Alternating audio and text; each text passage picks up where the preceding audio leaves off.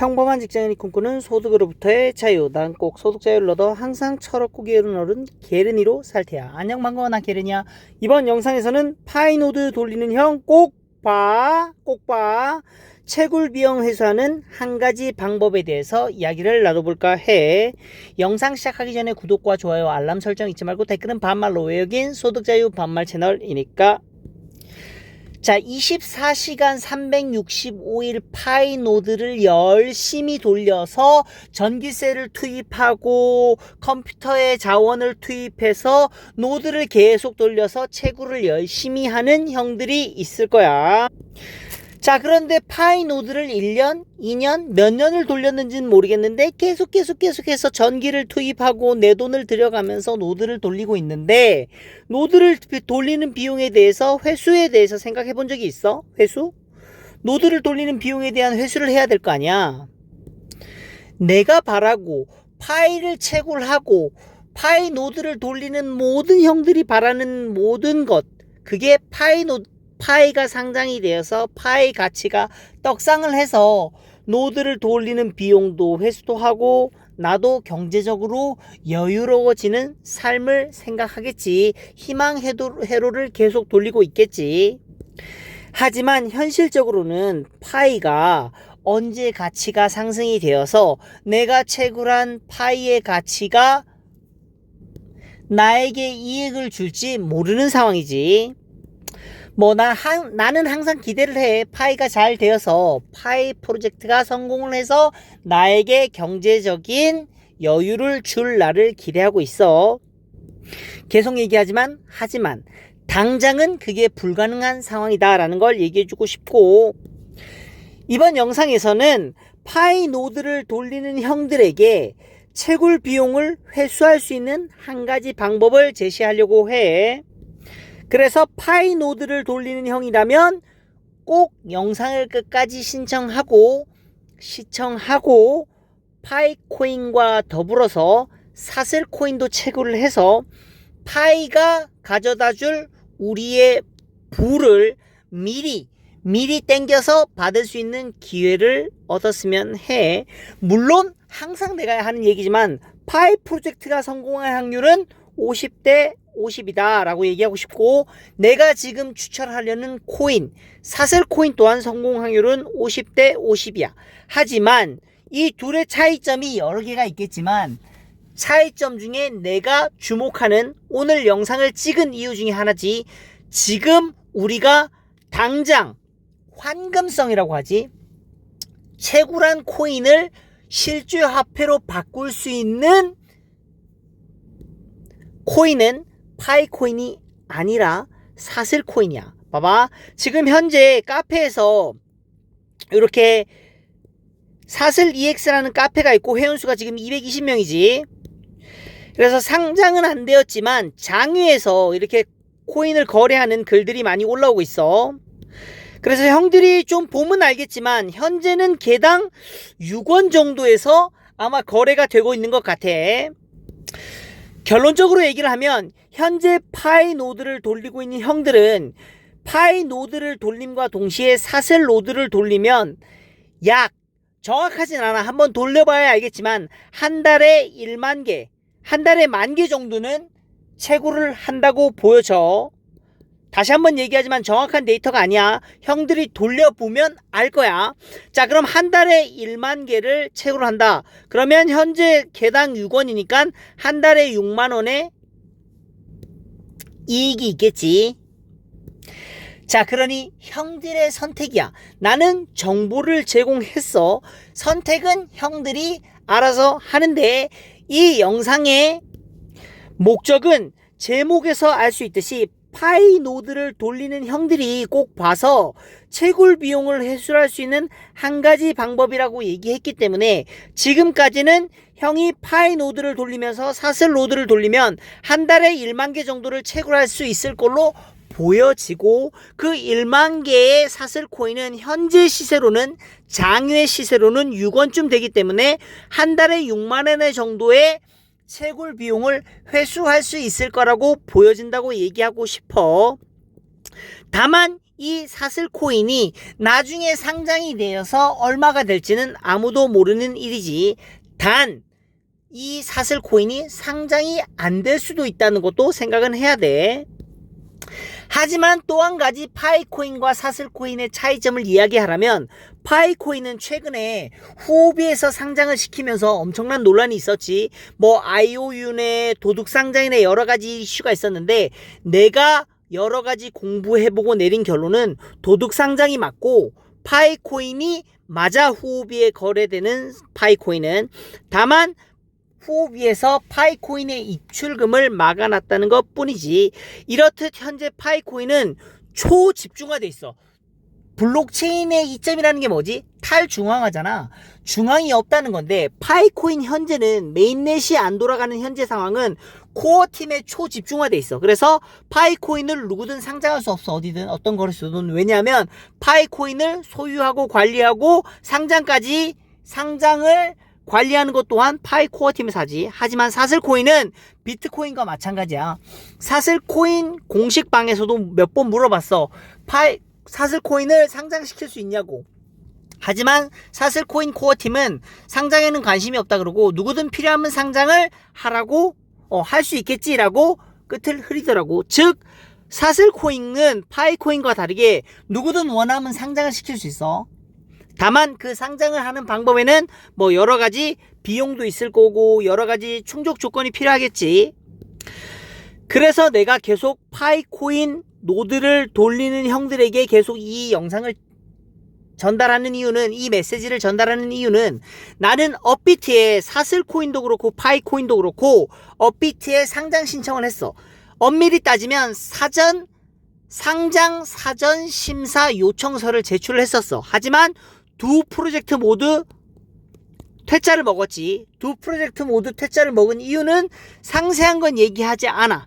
하지만 내가 추측컨대 파이코인은 아직 메인넷이 없다는 게 상장을 시킬 수 없다는 요소 같고, 사슬코인은 이미 메인넷이 있지만 이 프로젝트의 생태계, 즉 사슬코인 홀더도 적고 커뮤니티 자체가 너무 적다 보니까 이거에 대한 상장이 퇴짜를 맞은 걸로 보여져. 이건 내 추측이야. 형들도 많이 공부를 해봤으면 좋겠어. 찾아보고.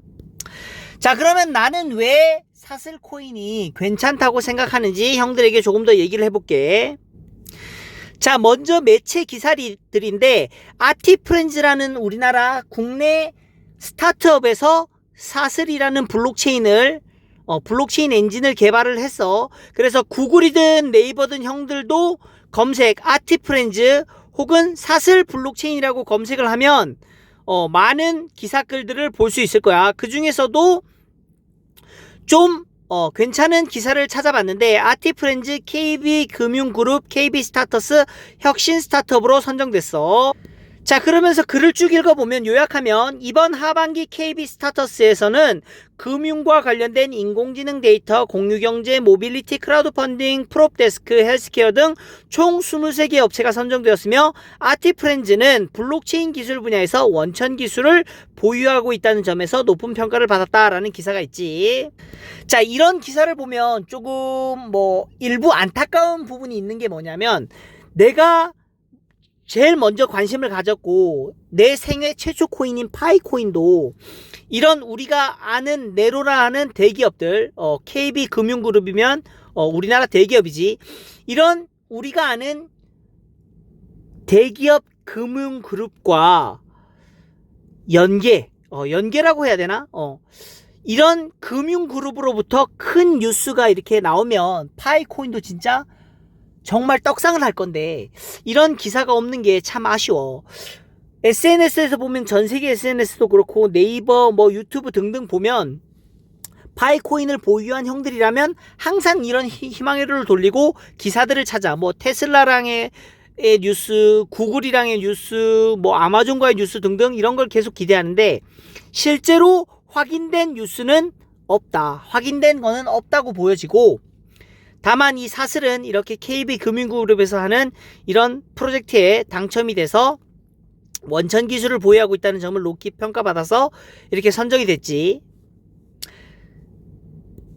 자, 계속 얘기하지만 DYOR Do Your Own Research. 형들도 스스로 공부를 해보고 많이 더 알아봐. 내가 이렇게 사슬 프로젝트를 괜찮은 프로젝트라고 생각함에도 불구하고 나는 이 프로젝트의 성공 확률은 여전히 50대 50이라고 생각하고, 이게 찐이냐 가짜냐 라고 얘기를 하면 나도 잘 몰라. 더 찾아봐야 돼. 더 공부해야 돼. 테라의 권도영 대표, 사기꾼이지 말 그대로. 자, 근데 그 테라의 권도영 대표가 사기를 치기 전까지 우리는 테라가 사기를 칠 거라고는 아무도 몰랐을 거야. 즉 코인계에 엄청난 타격을 불러왔던 그런 테라 사태, 그리고 FTX 세계 2위권에 세계에서 2위 정도 되는 큰 거래소지. 이런데도 사기를 치고 날아갔잖아. 자, 지금 코인계는, 혹은 코인계가 아니지, 이 세상은 믿을 수 있는 게 하나도 없어. 그래서 계속 의심하고 비판하고 공부하고 물어봐서 나에게 그래도 가장 맞는, 확률이 그나마 가장 높은 프로젝트를 선택을 해서 선택과 좀 집중을 하는 게 필요하겠지. 자, 얘기가 조금 샜는데 사슬 블록체인에 대해서 조금 더 알아볼게.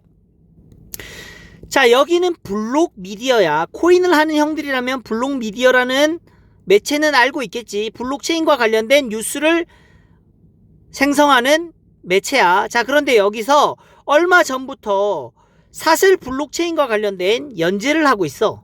그래서 1번이 없네. 1번 있을 건데, 아무튼 사슬이 3세대 블록체인 이야기, 2번 탈중앙화의 여정, 그리고 3번 트릴레마 블록체인 개발의 난제, 그 다음 4번 완전한 탈중앙화 기술 3세대 블록체인의 정의 등등 해서 블록 미디어라는 곳에서 이 사슬 블록체인과 관련된 연재 기사를 싣고 있어. 형들도 한번 가서 필요하면 보면 좋겠고. 자, 그래서 트릴레마 관련돼서 쭉 나오면서 여기 비트코인, 이더리움, 사슬 블록체인 로고를 정의하면서 이렇게 얘기하지. 그래서 요 글을 잠깐 읽어보면, 현재까지 완전한 트릴레마를 해결한 3세대 블록체인 기술은 존재하지 않거나 최소한 많지는 않을 겁니다. 하지만 3세대 블록체인은 기존의 속도, 확장성, 보안성 등의 문제를 해결하고 더욱 빠르고 안정적인 기술을 제공할 것입니다. 자, 그러면서 사슬 기획팀, 사슬은 기존 블록체인의 기술 한계를 극복하고 초고속 탈중앙화 네트워크를 지향하고 있으며 3세대 퍼블릭 블록체인 프로젝트이다. 독자 기술로 개발한 자체 블록체인 엔진이고 22년 5월이면 1년 전이지. 론칭을 해서 현재까지 500개 이상의 노드를 상회하고 있대. 자, 빠른 처리 속도, 블록체인 간 상호 운영 내재, DB 이렇게 하면서 비트코인, 이더리움을 잇는 차세대 퍼블릭 블록체인 네트워크로 자림하고 있다. 자, 퍼블릭 블록체인이라고 했어. 아까 그래서 얘기했지, 현재 파이는 오픈 메인릿이 아니기 때문에 퍼블릭 블록체인이 아니야. 그리고 사슬은 퍼블릭 블록체인이지. 그래서 현재는 사슬 블록체인에서 채굴한 사슬 코인을 현금화하는 거, 그건 누구도 막을 수 없다, 누구도 건들 수 없다라는 걸 얘기해주고 싶고. 자, 그래서 형들도 블록 미디어니까 형들도 궁금하면 여기 블록 미디어에 들어와서 사슬과 관련된 기사 글을, 연재 글을 봤으면 좋겠고, 추가로 개발자, 설립자에 대한 이야기를 나눠볼게. 지난번 영상에서도 계속 얘기했는데 코인은 여러가지 가치 상승 요소, 가치 하락 요소들이 많겠지만 그 중에서도 내가 가장 중요시하는 부분은 개발자이자 설립자야. 왜냐하면 개발자이자 설립자의 철학이라던가 그런 것들, 기술 능력, 그런 것들이 사업의 성공과 실패를 결정짓는 중요한 요소라고 나는 생각하거든. 그래서 파이코인이 중요한 요소, 개발자가 스탠퍼드 대학을 나왔고 블록체인 전문가라는 것이 나에게는 파이코인이 끌리는 요소 중에 하나였지. 가장 큰 요소 중에 하나였지. 자, 그래서 사슬 코인을 만든 아티프렌즈의 이정우 대표에 대해서 조금 찾아볼게.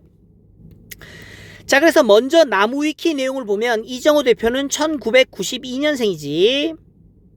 그래서 주식회사 아티프렌즈 대표이사 이정우, 92년 4월 13세이고 현재 31세네. 대전광역시에서 태어났고 성모초 도마중 과학고. 그렇지. 대전과학고등학교를 나왔어. 내가 알고 있기로는 2년 만에 졸업한 걸로 알고 있어. 수료를 받은 걸로 알고 있어. 조기 졸업이지. 자, 그래서 한국과학기술원 자연과학대학 수학과를 중퇴했어. 여기가 뭐지? 우리가 알고 있는 카이스트야. 카이스트 수학과를 중퇴를 했어. 자, 그래서 최종 학력은 중졸이야. 왜냐하면 고등학교를 여기 수료라고 돼 있지. 2년 만에 조기 졸업을 해서 졸업장을 못 받았어. 그래서 카이스트 수학과를 중퇴했기 때문에 중졸이야 현재는. 그래서 뭐 4살 때부터 엑셀을 다룰 수 있을 정도로 재능이 뛰어났고 22살 되던 해에 뭐 대체 공무하고 2015년에 우한 형제들을 이직해 군복무를 마쳤고 배달의 민족 초기 인프라 개발을 담당했다고 하지. 그래서 똑똑한 사람 같아 이정우 대표라는 사람이. 자, 그리고 뭐 2022년 자체적인 기술로 블록체인 사슬을 완성했다라고 돼 있지. 그리고 주식회사 아티프렌즈는 22년 KB금융허브에서 지원하는 KB스타터스에 선정되었고 국내외의 여러 기업들과 사슬을 활용한 산업을 진행하고 있다라고 하지. 뭐 이 밖에도 사슬 블록체인이나 아티프렌즈로 네이버나 구글에 검색을 하면 여러 가지 기사들이 많을 거야. 자, 그런데 내가 이 프로젝트를 몇 개월간 계속 추천했던 이유는 매체 기사들이 굉장히 많고 굉장히 괜찮은 프로젝트로 보여지는데 커뮤니티가 너무 작은 거야. 그래서 빨리 파이코인 노드를 돌리는 형들 혹은 파이를 채굴하는 스마트폰으로 채굴하는 형들도 빨리 요거를 뛰어들어서 조기 선점하는 게 좋지 않을까라는 생각을 했었지. 계속 내가 강조해서 얘기하는 거지만 내가 사슬을 괜찮은 프로젝트라고 할지언정 파이코인을 괜찮은 프로젝트라고 생각한다고 얘기할지언정 이 두 프로젝트는 각각 성공 확률이 50%다라고 얘기하고 싶어.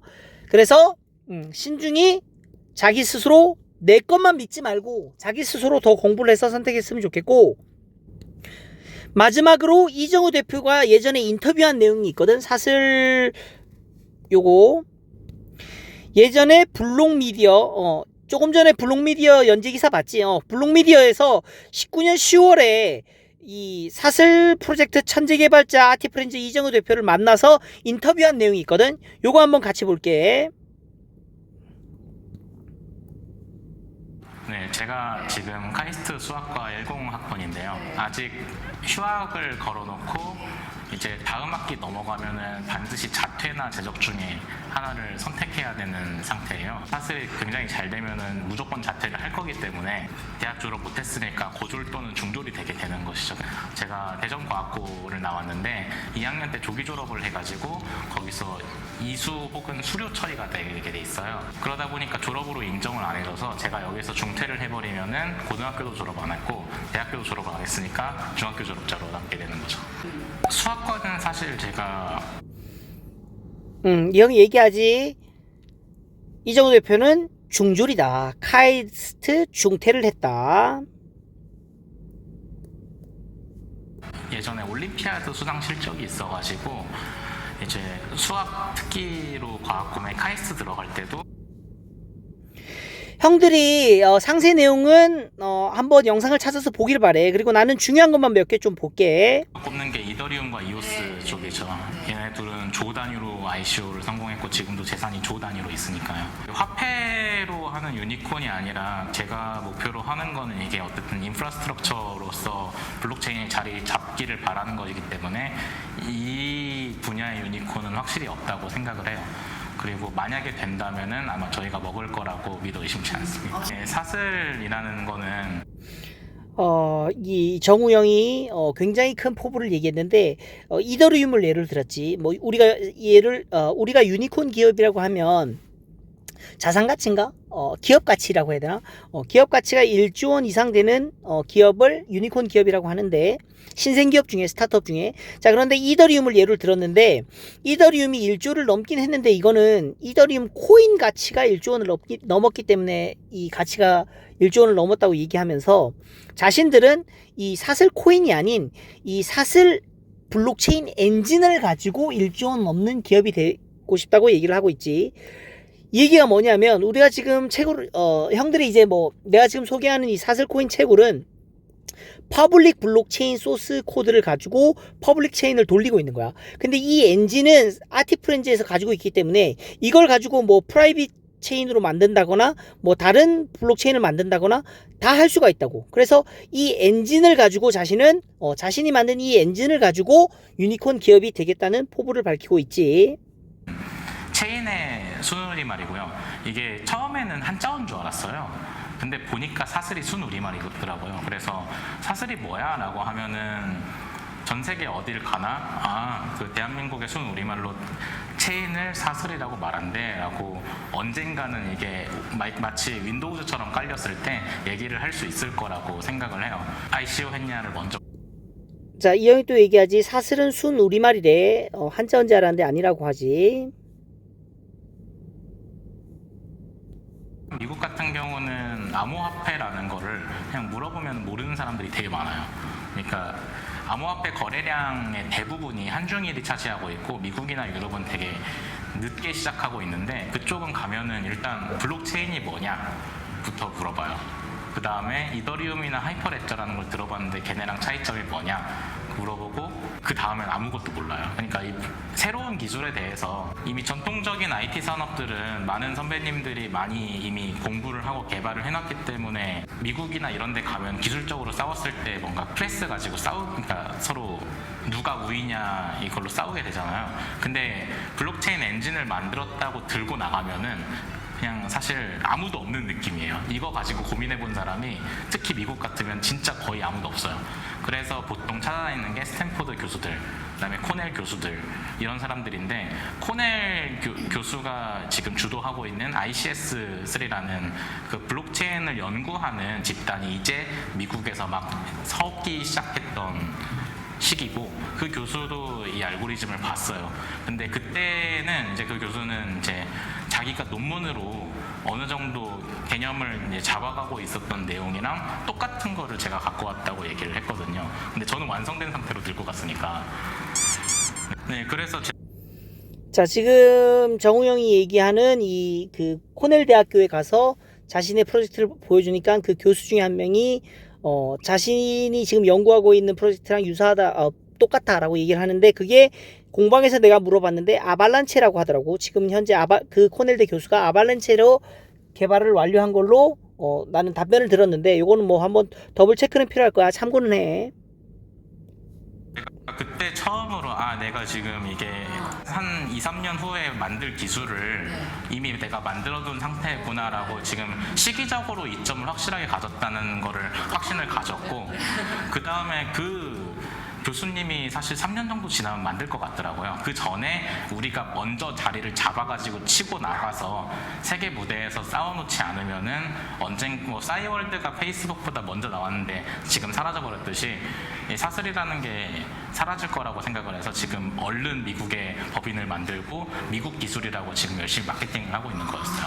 네, 제가 지금 돌아본 곳이 아마존, 그 다음에 VM웨어, 그 다음에 삼성 SDS, 그 다음에 애플 쪽까지 이제 돌아본 상태였는데 이쪽에서 얘기하는 것들은 항상 공통된 주제가 있어요. 혹시 우리가 이름을 알만한 대기업이 이거 쓰고 있냐? 왜냐면 자기네들도 이 블록체인이라는 걸 잘 몰라가지고 누가 대신 검증해줄 사람이 필요하다. 그래서 어떤 시범파가 될 수 있는 유스케이스 하나만 만들어 오면은 해주겠다. 그리고 시범파가 되는 유스케이스를 만들어주면은 우리가 M&A 할 생각도 있다라고 얘기를 들었는데 문제는 그 시범파를 만들려면은 ICO를 해서 화폐를 열심히 하거나 밖에 없죠. 왜냐하면 지금 화폐 제외하고 블록체인으로 뭘 만든 게 아무것도 없잖아요. 그래가지고 일단 제가 아까 얘기했던 디센트럴라이즈 아이디나 그 다음에 포린 익스체인지에 사용하는 그 엔진으로서 사용하는 사례를 한 번은 만들고 그걸 들고 다시 미국에 가는 게 지금 현재 전략입니다. 지금 이제 자, 이런 거 보면 씁쓸하지. 정우 형이 얘기했듯이 결국은 ICO를 해야지 사람들의 이목을 좀 끄는 그런 상황이 계속 이어져 왔는데 사실은 ICO를 안 했어. 그래서 이게 뭐 독이 될 수 있고 뭐 아니면 뭐 약이 될 수 있다고 생각하는데 뭐 여러 가지 생각이 들어. 형들도 이거에 대해서 어떻게 생각하는지 좀 궁금하네. 벌어서 미국에 있는 회사가 만든 이유 중에 하나가 우리나라에서 20, 30대들이 좀 많이 힘들어요.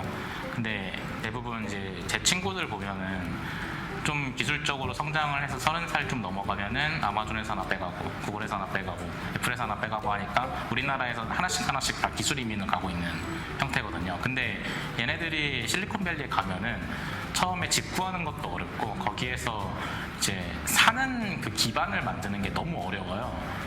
이제 그러다 보니까 제가 그게 항상 마음에 걸렸는데, 제가 미국에서 빵 성공을 해가지고 확실하게 어떤 사람이 오더라도 이렇게 좀 품어줄 수 있는 회사를 하나 만들어 두면은 여기에 좀 한국인이 많이 살게 될 거고, 누가 그러니까 오더라도 안 헤매고 좀 적응할 수 있게, 힘들어서 탈출하더라도 항상 적응할 수 있는 좀 회사를 만들어 보는 게 제 꿈이긴 합니다.